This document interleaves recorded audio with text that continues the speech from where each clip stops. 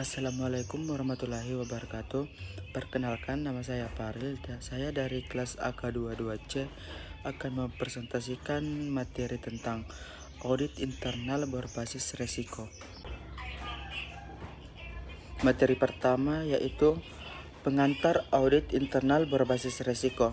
Audit internal berbasis risiko atau Risk Based Internal Audit atau RBIA adalah pendekatan audit yang memfokuskan kegiatan audit pada area atau proses yang memiliki risiko tertinggi terhadap pencapaian tujuan organisasi. Masih di materi pertama, adapun misi dan tujuan. Misi audit internal adalah meningkatkan dan melindungi nilai organisasi dengan memberikan para pemangku kepentingan jaminan saran wawasan berbasis risiko dan objektif. Adapun tujuannya adalah menyediakan jasa asuransi dan konsultasi secara independen dan objektif, serta dirancang untuk meningkatkan nilai dan operasi organisasi. Kita masuk di materi kedua, etika dan standar profesi audit internal. Adalah pedoman yang mengatur perilaku, prinsip, dan standar kerja auditor internal untuk memastikan integritas, profesionalisme, dan kualitas audit. Selanjutnya, kode etik auditor internal. Yang pertama, integritas. Yang auditor harus jujur, adil, dan dapat dipercaya dalam melaksanakan tugas. Yang kedua, kerahasiaan. Yang ketiga, kompetensi. Dan yang keempat, objektivitas. Auditor harus bersikap independen dan bebas dari konflik kepentingan dalam menjalankan audit. Kita masuk di materi ketiga, yaitu sejarah audit internal. Mencerminkan evolusi peran audit dari sekedar aktivitas pencatatan menjadi fungsi strategis yang mendukung tata kelola, manajemen risiko, dan pengendalian internal dalam organisasi.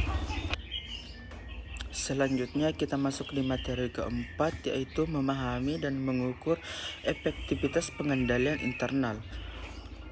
Apa itu pengendalian internal? Adalah sistem yang dirancang untuk membantu organisasi mencapai tujuan, menjaga aset, memastikan keandalan pelaporan, dan mendorong kepatuhan terhadap regulasi. Selanjutnya, adapun indikator keberhasilan pengendalian internal. Yang pertama, penurunan insiden kesalahan dan fraud.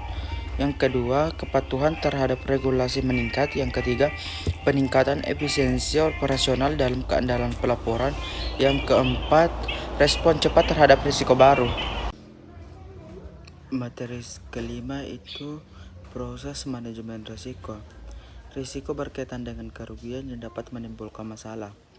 Risiko pada proses bisnis perusahaan tidak dapat dihilangkan, namun dapat diminimalkan dampak kerugiannya.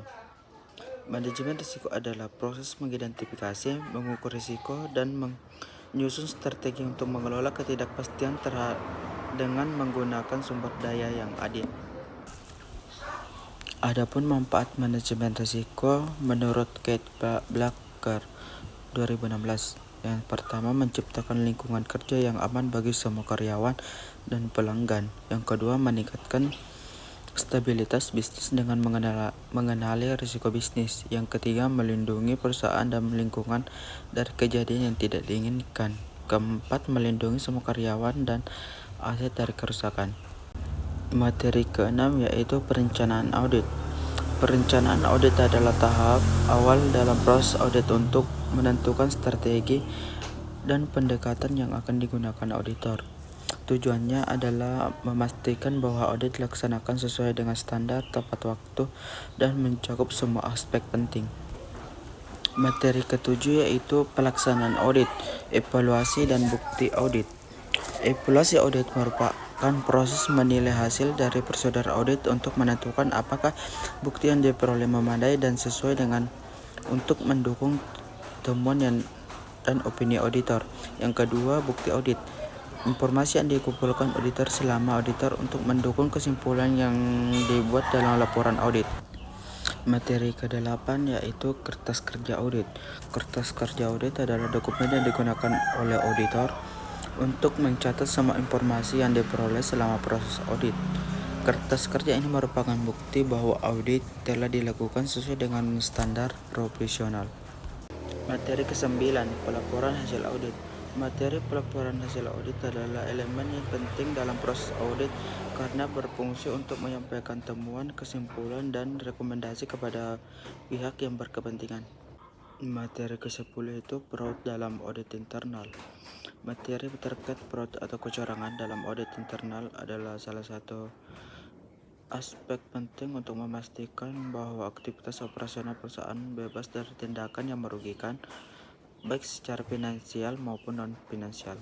Materi terakhir yang ke-11 yaitu riset audit internal berbasis risiko.